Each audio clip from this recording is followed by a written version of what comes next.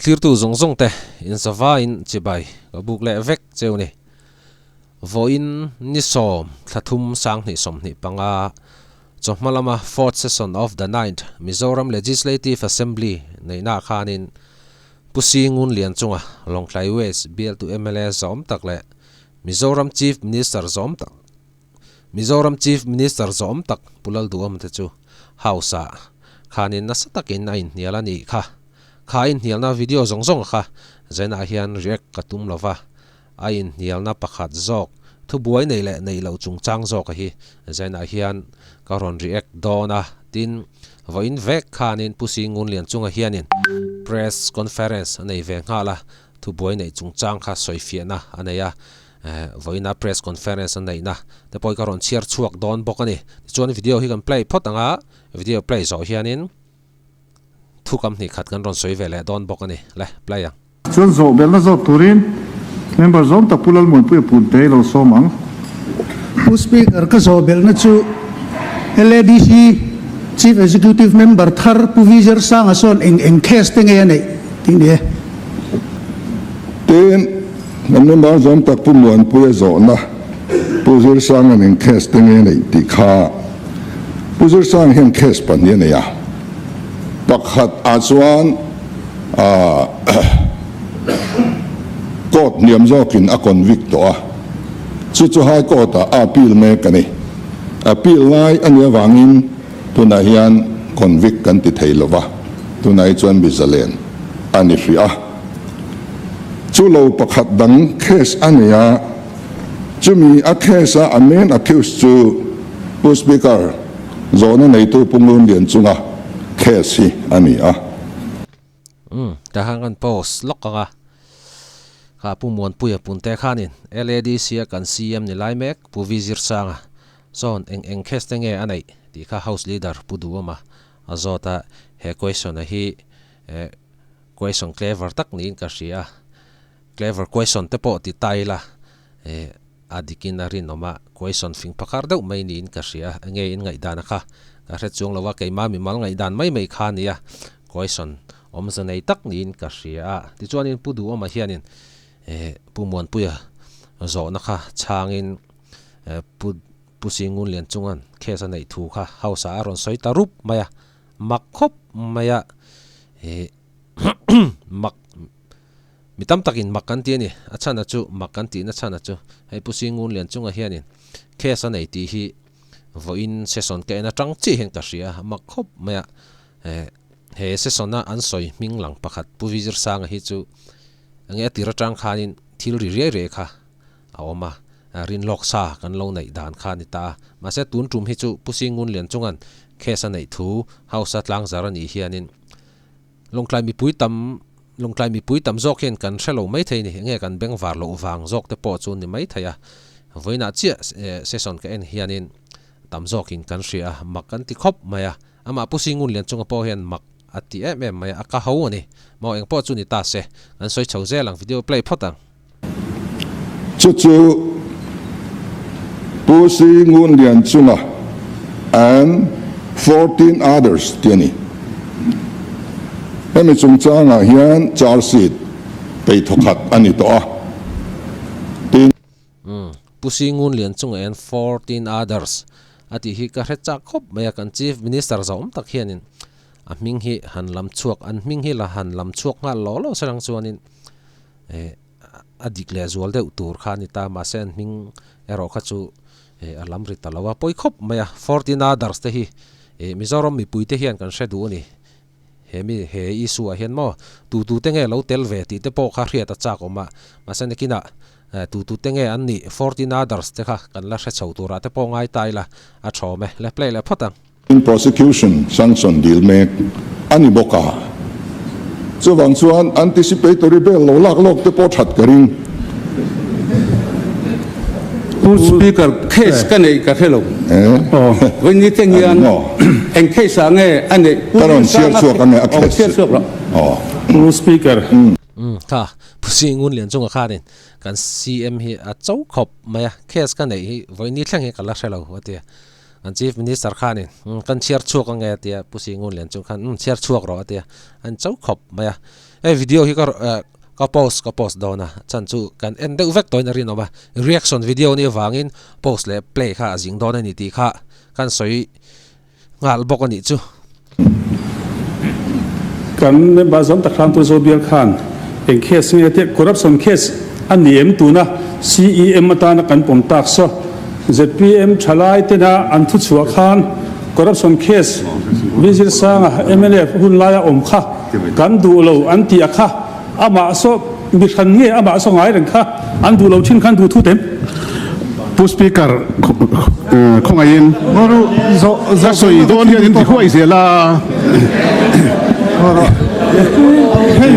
ala zo bel speaker khong ai takin kan house leader ko cha cha karinga prosecution order po kan ngai tua mek emo as tu tiang tura submit tiang deuh khana soin ka share ka sexual ni mai the kan house leader khan prosecution order pola omlo case register pola omlo kha case nei tiang in pu kha chi don mi Speaker an sexual thei khop maya he veilam mi te hianin case nei lo prosecution sanction in deal ngai reng man le khovela hian le chuan pusir sa nga chuan ka member zom tak pungu na case a hian atel veni som pali te zinga atel ve chuan an case in ang renga a case su kan soyenge ACB PS case number 4/2022 dated 26 May Sanghi Somnile Patni under section 409/120B/34 IPC read with 11/13 within bracket A within bracket 1 within bracket B and 13/2 PC Act 1988 ani chu ami hring te chu chiar chuak vek lo vila hemi hi tuna hian charge sheet pe ani to chu bangin prosecution sanction deal mek ani speaker ka tho pui te po hi ni seng case ania prosecution sanction min ron deal zon ka pedon tu ba hum ka tum lo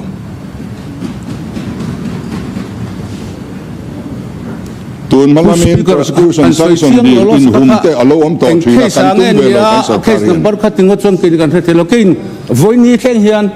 ACB case kan ei ka hello tuna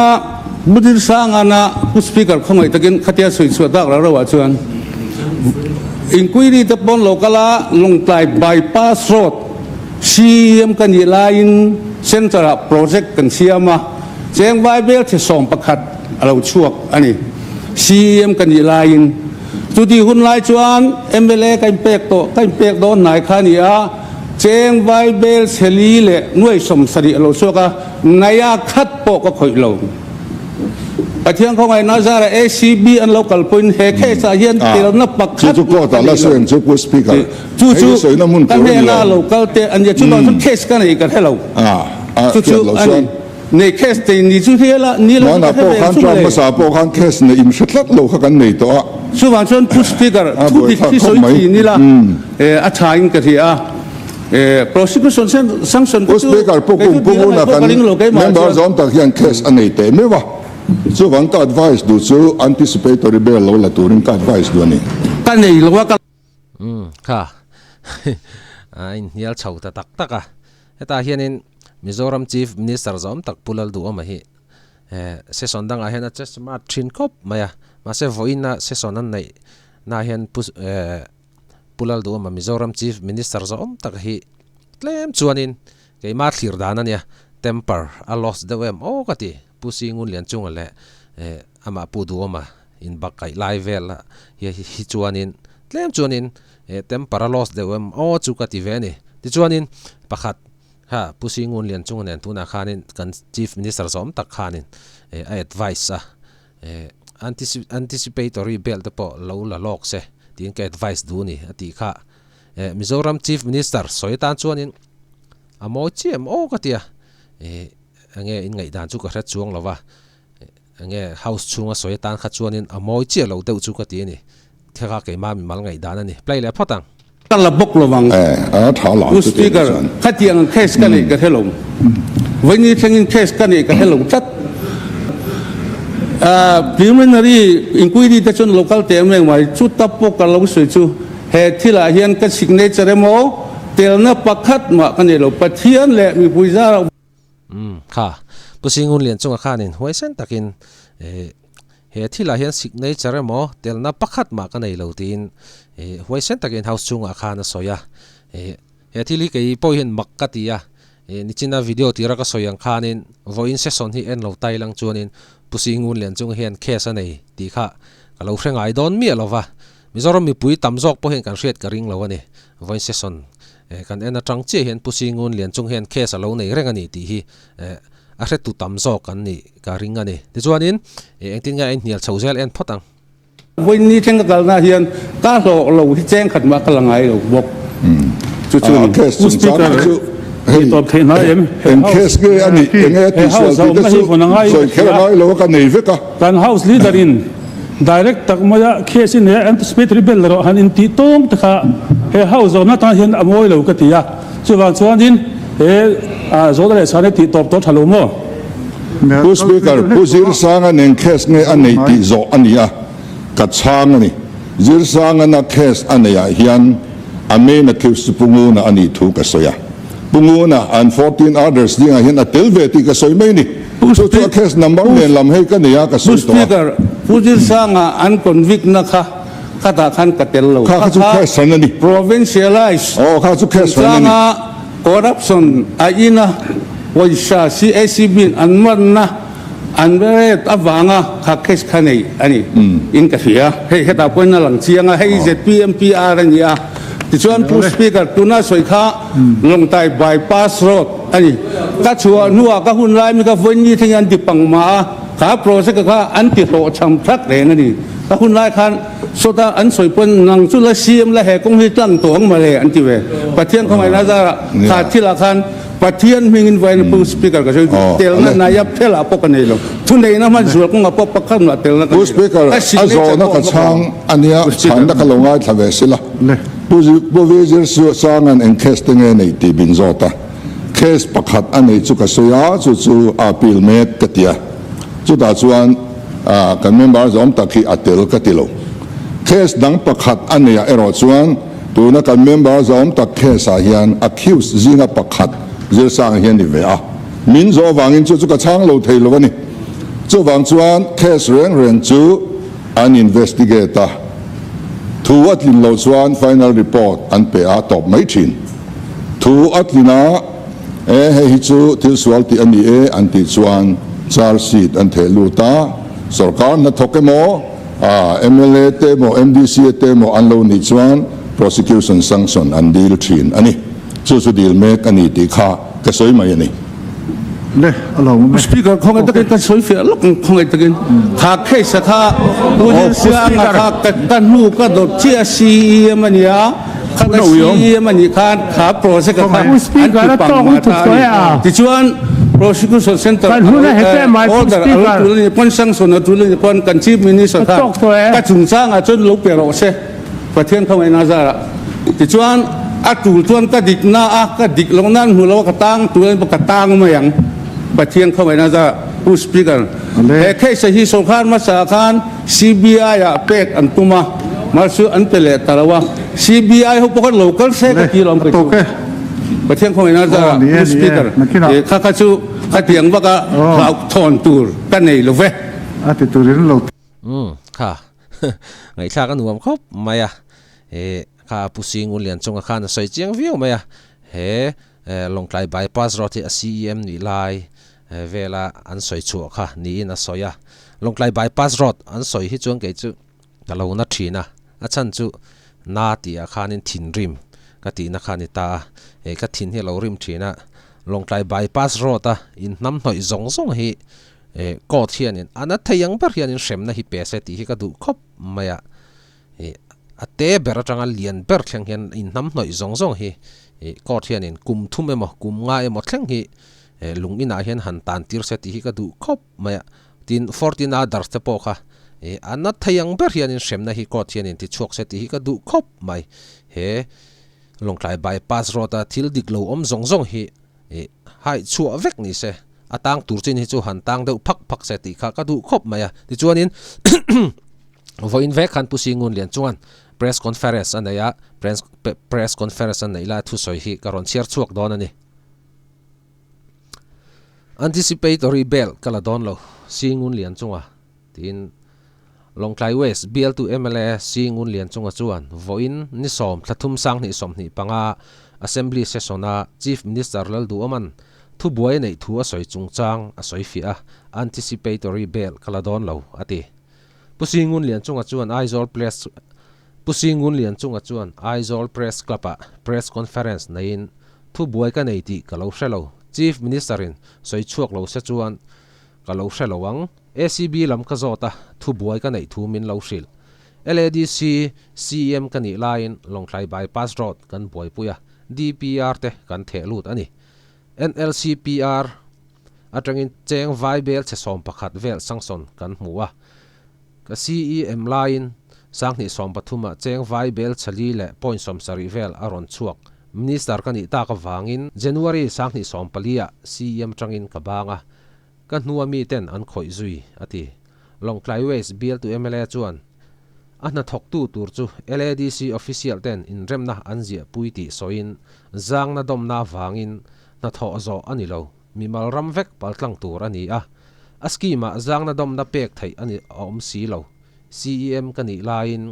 ni som paruk thlakwa sang ni som pathuma ram nei tu te in remna ka siam pui ram chau nei tu te chu cheng sing ni theu pek a